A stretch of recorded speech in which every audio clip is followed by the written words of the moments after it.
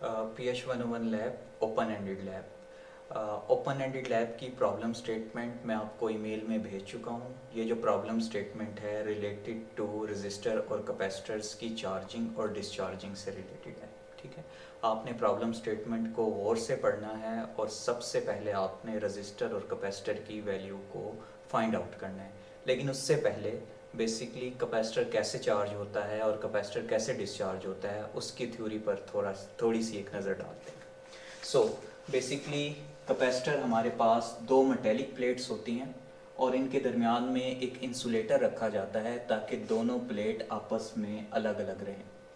जब मैं इन दोनों प्लेट को बैटरी के साथ कनेक्ट करता हूँ तो होता ये है कि इस प्लेट से इलेक्ट्रॉन निकलते हैं और दूसरी प्लेट की तरफ जाते हैं। तो जहाँ से इलेक्ट्रॉन निकले हैं वहाँ पर डेफिशिएंसी ऑफ इलेक्ट्रॉन आ जाती है, जिसकी वजह से यहाँ पे पॉजिटिव चार्ज आ जाएगा। और क्योंकि दूसरी प्लेट पर इलेक्ट्रॉन ज़्यादा आ रहे हैं तो यहाँ पर नेगेटिव चार्ज आ जाएगा। तो इस तरीके से इलेक्ट्रॉन मूव ऑन होते रहते हैं बैटरी लगाने से और कैपेसिटर की प्लेट्स चार्ज होती रहती हैं। अगर मैं टाइम के लिहाज से कैपेसिटर के क्रॉस वोल्टेज का ग्राफ बनाऊं, टाइम और कैपेसिटर के क्रॉस वोल्टेज का ग्राफ बनाऊं, तो ये ग्राफ कुछ इस तरीके से है कि इनिशियली बहुत कम कैपेसिटर बड़ी जल्दी से चार्ज होना स्टार्ट होता है और एक पॉइंट ऐसा आता है जिस पे बिल्कुल कांस्टेंट हो जाता है।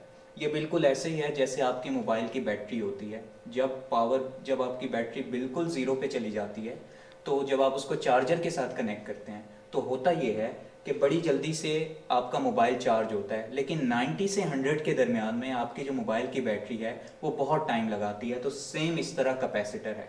सो ये जो टाइम और वोल्टेज के दरमियान में मैंने ग्राफ बनाया है इसकी एक इक्वेशन भी है। सो उसकी इक्वेशन है voltage across capacitor during any instant of time is equal to V not into 1 minus e raise to the power minus T by R C. So आपको ये चार्जिंग की इक्वेशन का पता होना चाहिए। ठीक है, अब अगर मैं कैपेसिटर की डिस्चार्जिंग की बात करूं तो डिस्चार्जिंग के केस में मैंने क्या किया है, बैटरी को प्रॉपर रिमूव कर दिया है और दोनों प्लेट को ग्राउंड के साथ कनेक्ट कर दिया है। जैसे ही मैं दोनों प्लेट को ग्राउंड के साथ कनेक्ट करूंगा तो इलेक्ट्रॉन ड्रेन आउट होते रहेंगे। ठीक है, और कैपेसिटर डिस्चार्ज होना स्टार्ट हो जाएगा। सो अगर मैं जैसे मैंने चार्जिंग और टाइम का ग्राफ बनाया था इसी तरीके से कैपेसिटर के क्रॉस वोल्टेज और टाइम का ग्राफ बनाऊं, मींस डिस्चार्जिंग का अगर मैं ग्राफ बनाऊं तो बेसिकली होता है कि इनिशियली कैपेसिटर बड़ी जल्दी से डिस्चार्ज हो जाता है, मतलब चार्ज बड़ी जल्दी से दूसरी प्लेट की तरफ जाना शुरू हो जाते हैं। सो आहिस्ता आहिस्ता आहिस्ता आहिस्ता वो चार्जिंग फिर ख़त्म होती रहती है। अब अगर मैं इस ग्राफ को एक इक्वेशन से रिप्रेजेंट करूं तो वो इक्वेशन है V C of T. Capacitor के क्रॉस जो चार्ज है ड्यूरिंग टाइम इंस्टेंट वो है V not e raise to the power minus T by R C. So आपको इस इक्वेशन का पता होना चाहिए। अब मेरे पास जो प्रॉब्लम स्टेटमेंट मेरी ईमेल में मुझे मौसूल हुई इंस्ट्रक्टर की तरफ से वो कुछ ऐसे थी। के इलेक्ट्रिक एक कंपनी है जो हमारी फिजिक्स लैब को विजिट करती है। वो मुझसे एक ऐसा सर्किट मांग रही है जो 60% चार्ज होता है 43.06 सेकंड में। ठीक है, और ये हम क्यों बना रहे हैं, वो ये कह रहा है कि इससे जो पावर बिजली बेसिकली कट होती है तो उससे प्रिवेंट करने के लिए, उससे बचने के लिए मुझे ये सर्किट बनाना है। और फिर वो मुझे कहता है कि communicate your result of electric parameters. तो मुझे इलेक्ट्रिकल पैरामीटर्स की बेस के ऊपर एनालिसिस करना है। तो इलेक्ट्रिकल पैरामीटर्स क्या हो सकते हैं, charging voltage, discharging voltage, charging current, discharging current. ठीक है, सबसे पहले इस एक्सपेरिमेंट का ऑब्जेक्टिव क्या है। इस एक्सपेरिमेंट का ऑब्जेक्टिव ये है कि मुझे एक ऐसा सर्किट डिजाइन करना है जो 60% चार्ज हो जाए 43.06 सेकंड में। ठीक है, लेकिन बिफोर डैट मुझे कुछ कैलकुलेशंस करनी पड़ेंगी कि मैं आर और सी की क्या वैल्यू रखूं कि 60% चार्ज 43.06 सेकंड में आ जाए। क्योंकि मेरा प्रॉब्लम चार्जिंग से रिलेटेड है। तो मैं आपको पहले बता चुका हूं मुझे चार्जिंग की इक्वेशन का इस्तेमाल करना पड़ेगा। चार्जिंग की इक्वेशन मैंने यहाँ पे लिखी हुई है, V C of T is equal to V not into 1 minus e raise to the power minus T by R C. So कुछ वैल्यू जो मुझे इस प्रॉब्लम में गिवन है वो है कि आपका कैपेसिटर 60% चार्ज हो चुका है। सो मैंने Vc ऑफ t की जगह पे 60% ऑफ V नॉट लिख दिया है। V नॉट मेरे पास आउटपुट वोल्टेज है, is equal to V not 1 minus e, और मुझे टाइम भी गिवन था 43.06 डिवाइडेड बाय RC, क्योंकि मुझे RC की वैल्यू मालूम करनी है तो ये तो ऐसे ही रहेगा। अब 60 डिवाइडेड बाय 100, परसेंटेज को 1/100, मैथ्स में ऑफ का मतलब मल्टीप्लाई होता है तो मैंने मल्टीप्लाई का साइन डाला, and then V naught is equal to V naught into 1 minus e raise to the power minus 43.06 divided by RC। Next line में 60 को जब मैं 100 पे डिवाइड करूंगा तो ये 0.6 हो जाएगा, is equal to V naught से कैंसिल हो जाएगा, 1 minus e raise to the power minus 43.06 divided by RC। So मैं इस 1 को इस तरफ ले आता हूं, जब मैं इस 1 को इस तरफ ले आऊंगा तो ये माइनस हो जाएगा, और जब मैं 0.6 में से -1 करूंगा तो मेरे पास -0.4 आ जाएगा, और यहां पर रह जाएगा minus e raise to the power minus 43.06 divided by RC। So minus से माइनस कैंसिल। अब क्योंकि मुझे एक्सपोनेंट को खत्म करना है RC की वैल्यू के लिए तो मैं दोनों तरफ लॉग अप्लाई कर दूंगा, तो मैंने दोनों तरफ लॉग अप्लाई कर दिया। log 0.4 is equal to minus 0.916, and log जब e से कैंसिल हो जाएगा तो यहां पर बचेगा minus 43.06 divided by RC। So मैं अगर RC को इधर ले आऊं और माइनस 0.96 को उधर डिवाइड कर दूं तो मेरे पास RC का आंसर आएगा 47 सेकेंड। सो मुझे R और C का ऐसा कॉम्बिनेशन रखना है जिनको मैं मल्टीप्लाई करूं तो मेरे पास आंसर 47 सेकेंड आ जाए। सो मैं लेबोरेटरी में गया तो मुझे कुछ रेजिस्टर और कुछ कैपेसिटर्स नजर आए। सो अब अगर मैं रेजिस्टर्स और कैपेसिटर की बात करूं तो मेरे पास जो डिफरेंट रेजिस्टर्स और कैपेसिटर लैब में अवेलेबल हैं वो कुछ इस तरीके से हैं। मेरे पास 33 माइक्रोफेराड है, 10 है, 47 है, 22 है, 15 है, 10 है। ये मेरे पास कैपेसिटर्स की रेंजेस हैं। और इसी तरीके से जो मेरे पास रेजिस्टर्स हैं वो मेरे पास हैं 100 के, 10 के, 1 मेगा, 10 मेगा ओम। तो मुझे एक ऐसा कॉम्बिनेशन सेलेक्ट करना है जिनको मैं आपस में मल्टीप्लाई करूं तो मेरे पास आंसर 47 आए। सो मैं यहां से पिक करूंगा 1 मेगा ओम, और कैपेसिटर्स में से मैं पिक करूंगा 47 माइक्रोफैरेड। ठीक है, तो 47 माइक्रो को जब आप 1 मेगा से मल्टीप्लाई करेंगे तो आपके पास आंसर आ जाएगा 47। सो आपने इस R और C की वैल्यू कैलकुलेट करने के बाद लैब में अवेलेबल रेजिस्टर और कैपेसिटर को पिक कर लेना है। ठीक है, अब मुझे इस रेजिस्टर और कैपेसिटर को सर्किट में लगा के चार्ज करना है इसको। ठीक है, सो मैंने यहां पर एक टेबल बनाया हुआ है जिसमें है charging of the capacitor different time instant के ऊपर। सो मैंने 0 से 30 तक टाइम की वैल्यू है, और इसके क्रॉस में कैपेसिटर का चार्जिंग वोल्टेज फाइंड आउट करूंगा। फिर मैं कैपेसिटर्स को डिस्चार्ज कराऊंगा। डिस्चार्ज की भी एक टेबल है जो कि टाइम इंस्टेंट पर उस कैपेसिटर के क्रॉस में वोल्टेज फाइंड आउट करूंगा। तो इसकी प्रैक्टिकल डेमोन्स्ट्रेशन के लिए हम नेक्स्ट वीडियो की तरफ चलते हैं। जैसा कि मैंने कैलकुलेशन कर ली थी, रेजिस्टर और कैपेसिटर्स की वैल्यू मैंने चूज़ कर ली थी लैब में अवेलेबल रेजिस्टर और कैपेसिटर से। सो मेरे पास रेजिस्टर है 1 मेगा ओम का और कैपेसिटर है 47 माइक्रोफैरेड का। अब जो मेरे पास रेजिस्टर हैं बेसिकली उसके 2 टर्मिनल हैं, इसका कोई पॉजिटिव नेगेटिव नहीं होता या इसकी कोई पोलैरिटी नहीं होती, लेकिन जो हमारे पास कैपेसिटर्स हैं इसकी पोलैरिटी ज़रूर होती है। सो अगर मैं कैपेसिटर की इस साइड आपको दिखाऊं तो ये कैपेसिटर की ब्लैक साइड है, ये इसकी पॉजिटिव साइड है। ठीक है, जो अगर मैं इसको दूसरी तरफ टर्न करता हूं तो इसके ऊपर सिल्वर कलर में लाइन नज़र आ रही है। ठीक है, ये कैपेसिटर की नेगेटिव साइड है। दूसरा याद करने का तरीका ये है कि इसका एक टर्मिनल या थोड़ा सा बड़ा होता है और नेगेटिव टर्मिनल थोड़ा सा छोटा होता है।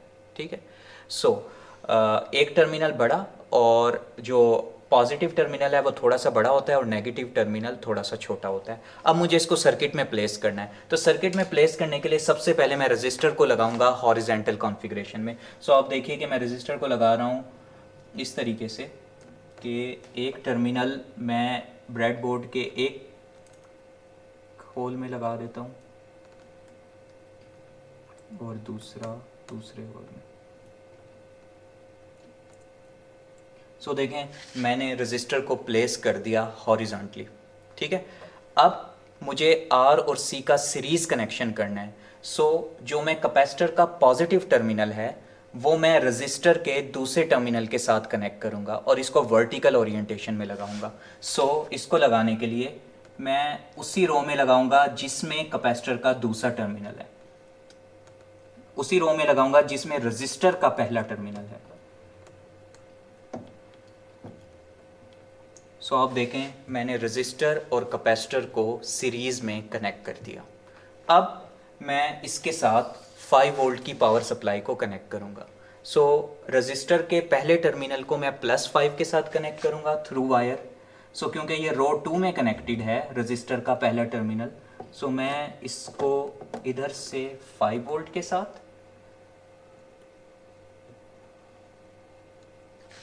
5 वोल्ट के साथ कनेक्ट किया और कैपेसिटर के दूसरे टर्मिनल को, जो कि नेगेटिव टर्मिनल है, उसको ग्राउंड के साथ कनेक्ट करूंगा। कैपेसिटर का दूसरा टर्मिनल था यहां पर,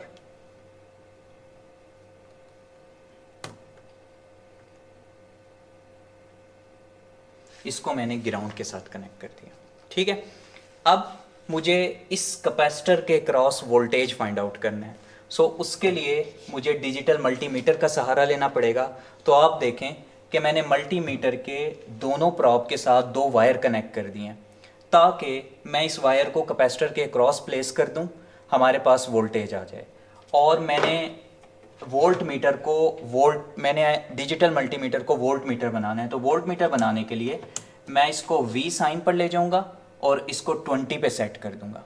ठीक है, अब DMM का पॉजिटिव टर्मिनल कैपेसिटर के एक टर्मिनल के साथ कनेक्ट करूंगा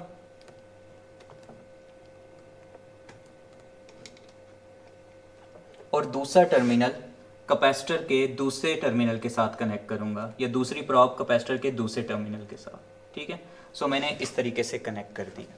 ठीक है, अब मुझे कैपेसिटर की चार्जिंग करनी है टाइम से, तो मुझे एक स्टॉप वॉच भी चाहिए होगी। ठीक है, मैंने ये एक स्टॉप वॉच भी रखी हुई है यहाँ पर।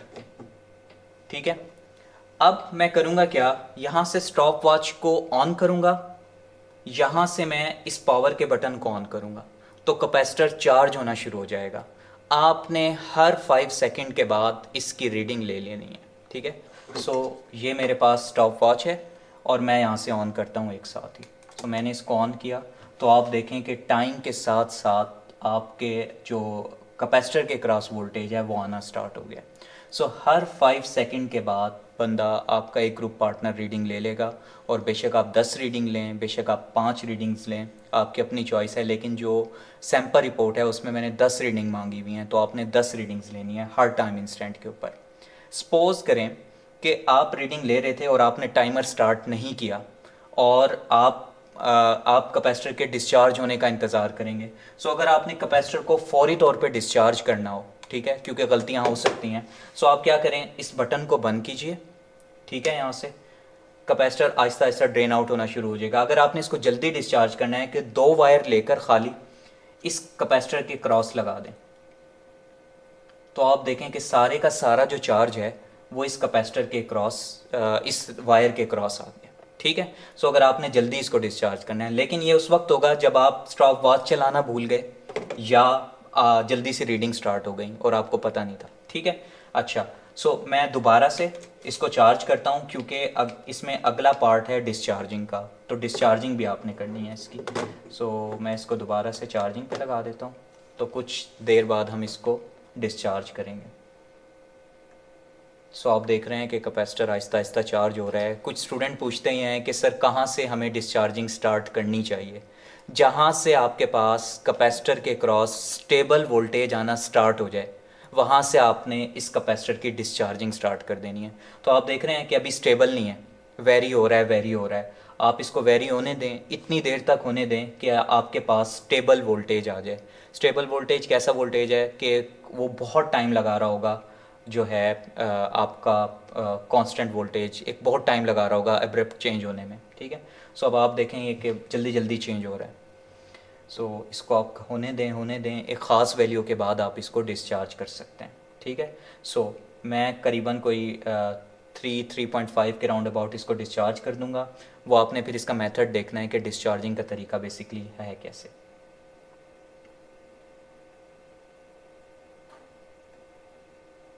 अब मैं इसकी डिस्चार्जिंग स्टार्ट करने लगा हूँ। तो डिस्चार्जिंग स्टार्ट करने के लिए मैं स्टॉप वॉच को दोबारा से रीसेट करूँगा। ठीक है, दो काम आपने करने होंगे। पहला काम ये है कि पावर सप्लाई को ऑफ करना है और +5 वाली जो आपकी वायर है उसको ग्राउंड के साथ टच करना है, क्योंकि जब आप ग्राउंड के साथ टच करेंगे तो तभी ही कैपेसिटर की डिस्चार्जिंग स्टार्ट होगी, अदरवाइज़ डिस्चार्जिंग नहीं होगी, क्योंकि दोनों प्लेट का ग्राउंड के साथ कनेक्ट होना ज़रूरी है। ठीक है, मैं अब डिस्चार्जिंग के लिए मैं सबसे पहले इसको ऑफ़ करता हूँ। मैंने जल्दी से इसे ऑफ़ किया, इसको उठा के इसके साथ कनेक्ट करना है और टाइमर स्टार्ट कर देना है। आप देखें कैपेसिटर की डिस्चार्जिंग स्टार्ट होगी। हर 5 सेकंड के बाद आपने कैपेसिटर की डिस्चार्जिंग की वैल्यू नोट कर लेनी है। ये कैपेसिटर डिस्चार्ज हो रहा है।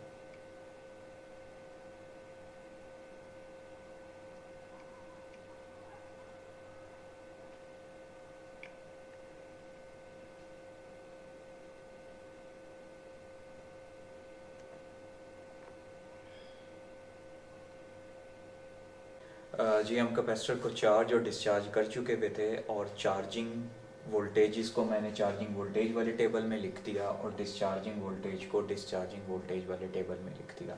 अब मुझे चार्जिंग करंट और डिस्चार्जिंग करंट फाइंड आउट करना है। एक मेथड तो ये है कि मैं डिजिटल मल्टीमीटर का एम्पेयर मीटर लगा के उसको फाइंड आउट करने की कोशिश करूँ, लेकिन हम यहाँ पर चार्जिंग करंट और डिस्चार्जिंग करंट फाइंड आउट करने के लिए न्यूमेरिकली कंप्यूट करेंगे। तो न्यूमेरिकली कंप्यूट करने का जो फार्मूला है वो ये है, IC of t is equal to C time dV/dt। अब dV/dt क्या है? Derivative of voltage with respect to time. dV/dt को मैं लिख सकता हूँ V2 minus V1 divided by T2 minus T1 और C वैसे ही आ गया। मैंने यहाँ पे कुछ रीडिंग्स लिख दी हुई हैं, टाइम्स चार्जिंग वोल्टेजेस। अब मुझे यहाँ पे करंट को कंप्यूट करना है। तो करंट को कंप्यूट करने के लिए पहले पॉइंट के ऊपर चार्जिंग करंट के लिए पहले में तो ये 0 ही होगा। दूसरे चार्जिंग का करंट को कंप्यूट करने के लिए मुझे इस फार्मूले का इस्तेमाल करना पड़ेगा। फार्मूले के हिसाब से C की जगह पे मैं 22 लिखूँगा, टाइम V2 की वैल्यू ये है 0.5 माइनस V1 की वैल्यू है 0 डिवाइडेड बाय T2 की वैल्यू है 5 एंड T1 की वैल्यू है 0। यहाँ से मेरे पास पहला चार्जिंग करंट आ जाएगा। ये माइक्रो एम्पेयर में होगा। क्यों? क्योंकि जो मेरे पास कैपेसिटर था वो माइक्रो फैरेड का था, इस वजह से। इसी तरीके से अगर मुझे इस पॉइंट के ऊपर चार्जिंग करंट कंप्यूट करना है तो मैं कैसे करूँगा? 22 multiply V4 minus V3 1.5 minus 1 divided by 10 minus 5। मैं इस तरीके से चार्जिंग करंट को कंप्यूट करूँगा। डिस्चार्जिंग करंट को कंप्यूट करने के लिए भी सिमिलरली आपको वो वैल्यू नोट करनी है जहाँ से आपने कैपेसिटर को डिस्चार्ज किया था। तो मैंने कैपेसिटर को डिस्चार्ज किया था 3.12 वोल्ट से। जब मुझे डिस्चार्जिंग करंट कंप्यूट करना होगा तो इस पॉइंट के ऊपर भी मुझे यही फार्मूला लगाना है। तो C मेरे पास है 22,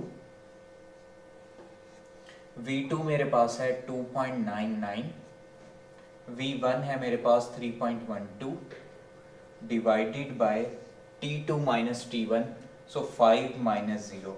आप देख रहे हैं कि यहाँ पर जो मेरे पास डिस्चार्जिंग करंट आएगा वो नेगेटिव में आएगा। इसी तरीके से इस पॉइंट के ऊपर मेरे पास आएगा 22 time 1.89 minus 2.99 divided by 10 minus 5। तो यहाँ पर भी मेरे पास चार्जिंग करंट नेगेटिव में आएगा और आहिस्ता आहिस्ता आगे जाते हुए ये पॉजिटिव होना स्टार्ट हो जाएगा। लास्ट पॉइंट रह गया है कि परसेंटेज एरर हम कैसे कंप्यूट करेंगे। देखें, जो मेरा लैब में टास्क था वो ये था कि 60% ऑफ द कैपेसिटर चार्ज हो गया है 43 सेकेंड में। मैं चार्जिंग वाले टेबल में जाके देखूंगा कि 5 वोल्ट का 60% क्या बनता है। तो 5 वोल्ट का 60% बनता है 3 वोल्ट। क्या 3 वोल्ट 43 सेकेंड्स में आ रहा है या नहीं आ रहा? अगर नहीं आ रहा हुआ, वो 47 सेकेंड्स में आ रहा है, तो मैं वो वैल्यू नोट करूँगा। यहाँ पर तो मैंने डमी वैल्यू लिखी थी जिसकी वजह से मेरा जो 3 वोल्ट है वो 30 सेकेंड्स में आ गया है, लेकिन रियल टाइम में जो 3 वोल्ट है वो बेसिकली 47 सेकेंड्स पे जाकर आता है। सो मैंने देखा कि मेरा 3 पॉइंट वोल्ट 47 सेकंड्स में आ गया, तो मैं वो वाली वैल्यू लिखूंगा 47, आना चाहिए था 43 सेकंड में, डिवाइडेड बाय 47 मल्टीप्लाई 100%। तो इस तरीके से मैं एरर को कंप्यूट करूंगा। और जो पेपर में या ओईएल में एक्सपेक्टेड एरर है वो 15% तक होना चाहिए। ठीक है, ये ओईएल ग्रुप में होगी और आप आपस में ग्रुप में डिस्कशन नहीं कर सकते, आपस में कर सकते हैं लेकिन किसी ग्रुप की किसी दूसरे ग्रुप के साथ नहीं हो सकती डिस्कशन। ठीक है, मोबाइल अलाउड नहीं होगा। अगर आप मुझसे या किसी भी इंस्ट्रक्टर से कोई भी सवाल पूछते हैं या कोई भी ऑपरेटर्स के बारे में पूछते हैं कि सर ये कैसे चलाना है, ये नहीं चल रहा, मैं अगर आपको करेक्ट करके दूंगा सो उसके मैं -0.5 करूंगा। सो जितनी बार आप हमसे क्वेश्चन पूछेंगे उतने ही आपके मार्क्स डिटेक्ट होंगे। आपने लैब के अंदर ही लैब रिपोर्ट बनानी है और जाते हुए सबमिट करानी है। आखिरी बात, आपने लैब में ऑन टाइम आना है। जैसे ही आपकी लैब स्टार्ट होती है, कोई बच्चा अगर 15 मिनट्स लेट हुआ सो उसकी जो मार्किंग है वो हम 75% में से करेंगे। सो आपने टाइम का भी खास ख्याल रखना है, इंपॉर्टेंट असेसमेंट है। आपने मेरी इस वीडियो को गौर से देखना है ताकि आप अच्छे से ओईएल परफॉर्म कर सकें।